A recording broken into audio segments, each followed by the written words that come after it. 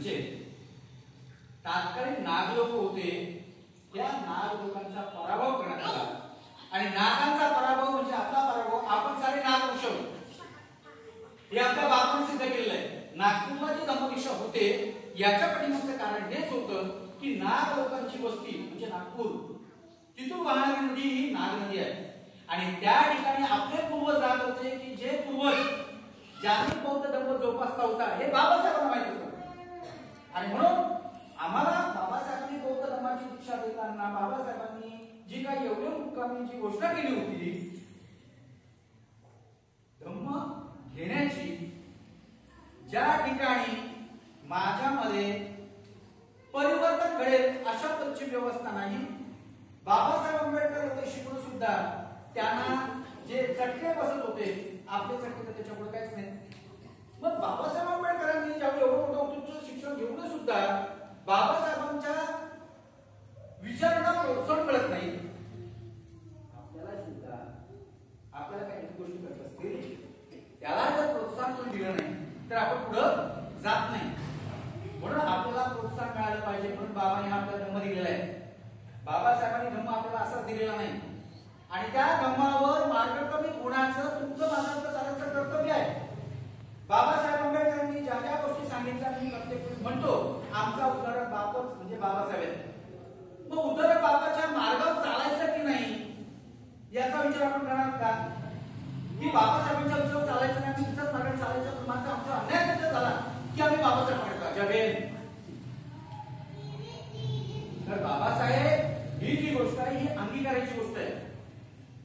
अतिशय त्याग कष्ट बाबासाहेबांनी घेतले आणि म्हणून बाबासाहेब म्हणतात की तात्कालिक स्थितीमध्ये जे काय ग्रॅज्युएट होते असतील त्या सर्वात जास्त पद्धतीचं नॉलेज माझ्याकडे आहे आणि म्हणून आमच्या विकासासाठी बाबासाहेब आंबेडकरांनी तात्कालिक इंग्रज सरकारला हे सूचित केलं की आम्हाला आमचा मार्ग द्या, आम्हाला आमचं स्वतंत्र द्या की ज्याच्या अनुषंगाने आम्ही आमचा विकास साधू शकू. कारण आमच्या पिढ्या बाबाच्या दिवस येतात दिवस जातात, परिवर्तन महत्वाचं.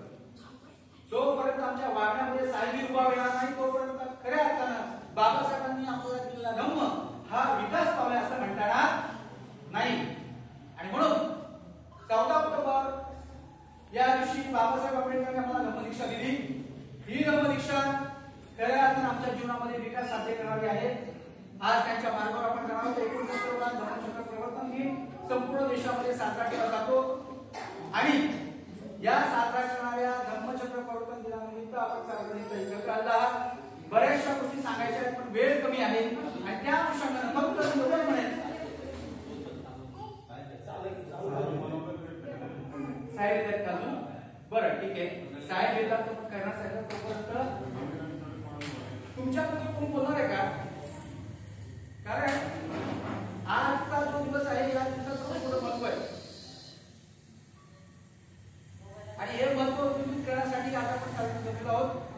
आज धम्मदीक्षा महोत्सव सोहळा हा नागपूर येथे पार पडत आहे.